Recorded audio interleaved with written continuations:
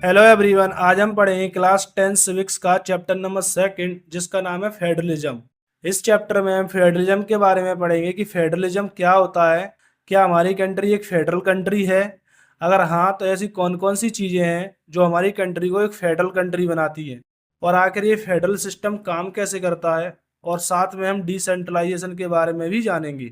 हम इस चैप्टर के सभी टॉपिक्स को विजुअल्स और एनिमेशन की मदद से अच्छे से समझेंगे। तो चलिए स्टार्ट करते हैं। सबसे पहले हम समझते हैं कि फेडरलिज्म क्या होता है। What is federalism? तो देखो, federalism is a system of government in which power is divided different levels of government.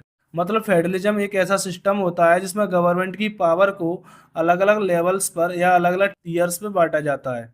Most of the countries में मेनली 2 टीयर्स में बांटा जाता है, सेंट्रल लेवल और स्टेट लेवल। बट हमारी जो इंडिया है, वो आपको पता है बड़ी और डाइवर्सिफाई कंट्री है।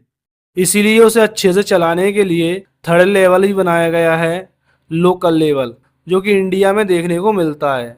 तो ये जो vertical form of power sharing होती है सेंट्रल अथॉरिटी एंड स्टेट के बीच में, और कहीं कहीं लोकल लेवल पर, इसी को बोला जाता है फेडरलिज्म। अब दोस्तों, ऐसा नहीं है कि हर कंट्री में फेडरल गवर्नमेंट ही हो, बल्कि कई सारी कंट्रीज में यूनिटरी गवर्नमेंट भी होती है। तो इसमें डिफरेंस क्या होता है?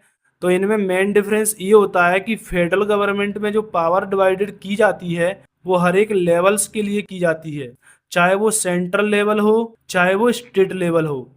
हर लेवल ऑफ गवर्नमेंट के पास अपनी अपनी पावर होती है। जहां तक कि अगर किसी कंट्री में लोकल लेवल भी है तो उसके पास भी अपनी खुद की पावर होती है। वहीं यूनिटरी गवर्नमेंट में सारी पावर्स एक ही लेवल के पास होती है, वो है सेंट्रल लेवल।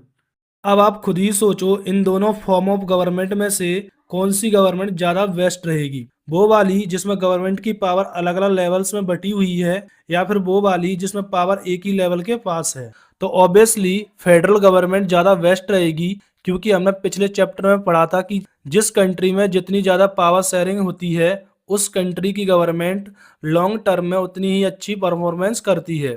इस हिसाब से फेडरल गवर्नमेंट ज़्यादा अच्छा ऑप्शन है as compare to unitary government. Federal government के गुड एग्जाम्पल है इंडिया एंड यूएसए, और यूनिटरी गवर्नमेंट के गुड एग्जाम्पल है फ्रांस एंड इंग्लैंड। अब हम समझते हैं फीचर ऑफ फेडरलिज्म। मतलब फेडरलिज्म की क्या खूबियां होती हैं या क्या विशेषताएं होती हैं।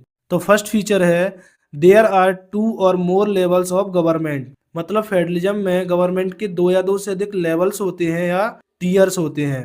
दूसरा फीचर है difference levels tiers of government govern the same citizen but each levels have its own jurisdictions. मतलब गवर्नमेंट में डिफरेंट लेवल्स सेम सिटीजन्स को गवर्न करती हैं, पर उनकी ज्यूरिसडिक्शंस यानी कि उनकी एरिया ऑफ कंट्रोल अलग अलग होते हैं। जैसे कि मान लो एक व्यक्ति हो, तो उसे वहाँ की स्टेट गवर्नमेंट भी गवर्न कर रही है, और पूरे कंट्री की गवर्नमेंट यानी कि सेंट्रल गवर्नमेंट भी गवर्न कर रही है, पर उनका अपना अपना ज्यूरिडिक्शन होता है, यानी कि एरिया ऑफ कंट्रोल होता है। स्टेट गवर्नमेंट स्टेट लेवल्स पर गवर्न करती है, और वहीं सेंट्रल गवर्नमेंट सेंट्रल लेवल पर गवर्न करती है। सेम ही सिटीजन को different different levels of government govern करती हैं, पर उनकी ज्यूरिडिक्शन अलग अलग होते हैं। तीसरा फीचर है the jurisdiction of the respective levels tiers of government are specified in the constitution. मतलब किस लेवल और टीयर के पास कितनी पावर है, उसका क्या काम है, उसका कितना ज्यूरिडिक्शन है, वो सब क्लियरली मेंशन होता है कॉन्स्टिट्यूशन के अंदर। और हर एक लेवल्स और टीयर को कॉन्स्टिट्यूशन के अकॉर्डिंग ही वर्क करना पड़ता है। फोर्थ फीचर है the provisions of the constitutions can not be changed by one levels of government. Such changes require the consent of both levels. मतलब कोई भी एक लेवल्स या टीयर कॉन्स्टिट्यूशंस में चेंजेस नहीं ला सकता। अगर कॉन्स्टिट्यूशंस में चेंजेस लाना है तो उसके लिए दोनों लेवल्स के कंसेंट की जरूरत होती है, मतलब सहमति चाहिए होती है। फिफ्थ फीचर है the judiciary act as an umpire if dispute arise between different levels of government. मतलब गवर्नमेंट के अलग अलग टीयर्स या लेवल्स के बीच में अगर डिस्प्यूट हो जाता है, यानी कि विवाद हो जाता है, तो जो जुडिशरी है वो एज एम्पायर काम करती है और उनके विवाद को सुलझाती है। सिक्स्थ फीचर है sources of revenue for each levels of government are clearly specified to ensure its financial autonomy. मतलब आपको पता है गवर्नमेंट को चलाने के लिए पैसे की जरूरत होती है, इसलिए हर एक लेवल के sources of revenue clearly specified है। मतलब सेंट्रल गवर्नमेंट के पास पैसे कहाँ से आएंगे, स्टेट गवर्नमेंट के पास पैसे कहाँ से आएंगे, तो ये पहले से ही फिक्स है। सेवंथ फीचर है federal system has dual objective. मतलब फेडरलिज्म के दो ऑब्जेक्टिव होते हैं, मतलब दो उद्देश्य होते हैं। पहला कि कंट्री में सुरक्षा और यूनिटी भी रहे, दूसरा अकोमोडेट रीजनल डाइवर्सिटी। मतलब रीजनल डाइवर्सिटी प्रोटेक्टेड रहे, लोग अपने अपने कल्चर को फॉलो कर पाए। इनफैक्ट हम किसी भी फेडरल सिस्टम को आइडियल फेडरल सिस्टम तभी मानेंगे जब इसमें दो चीजें हो, पहली म्यूचुअल ट्रस्ट, दूसरी एग्रीमेंट टू लिव टुगेदर। मतलब कि वो हमेशा साथ रहे। What makes India a federal country. इस टॉपिक में हम पढ़ेंगे कि ऐसी क्या चीजें हैं जो इंडिया को फेडरल कंट्री बनाती हैं। हमें नो डाउट ये पता है कि इंडिया एक फेडरल कंट्री है, लेकिन हमें ये प्रूव करना है, हमें ये बताना है कि ऐसी क्या चीजें हैं जो इंडिया को एक फेडरल कंट्री बनाती हैं। तो चलिए जानते हैं। शुरुआत में जब हमारा कॉन्स्टिट्यूशन पहली बार बनकर तैयार हुआ था तो उसमें केवल गवर्नमेंट के दो ही टीयर्स के बारे में बताया गया था, सेंट्रल गवर्नमेंट और state government.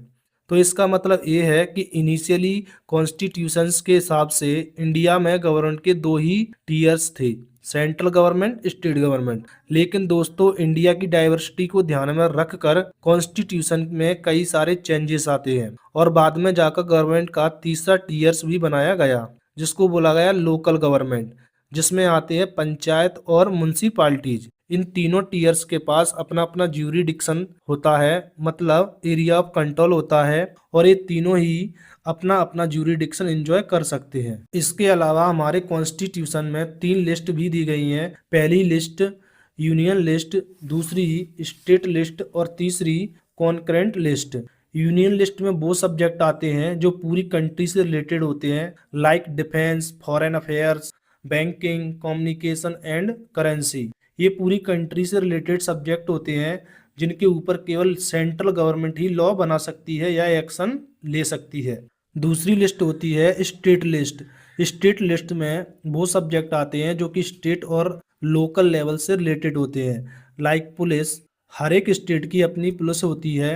Trade, commerce, agriculture and irrigation, ये सब स्टेट से रिलेटेड टॉपिक है, इसलिए इनके ऊपर केवल स्टेट गवर्नमेंट ही लॉ बना सकती है।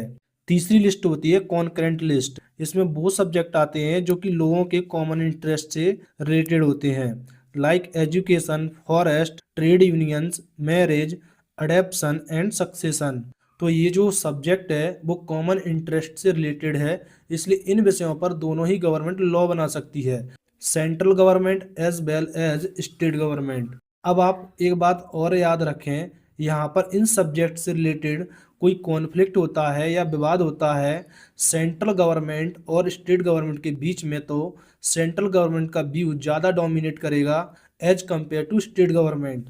अब एक क्वेश्चन आता है कि ऐसे सब्जेक्ट का क्या होगा जो इन तीनों लिस्ट में से किसी भी लिस्ट में नहीं आते हैं, इनके ऊपर कौन लॉ बनाएगा, like space technology, cyber security, computer technology. तो इस तरह की जो सब्जेक्ट है जो किसी भी लिस्ट में नहीं आते हैं, तो इस तरह के सब्जेक्ट को रेसिडरी सब्जेक्ट बोला जाता है, और इस तरह के सब्जेक्ट जो किसी भी लिस्ट में नहीं आते हैं उन पर केवल सेंट्रल गवर्नमेंट ही लॉ बना सकती है।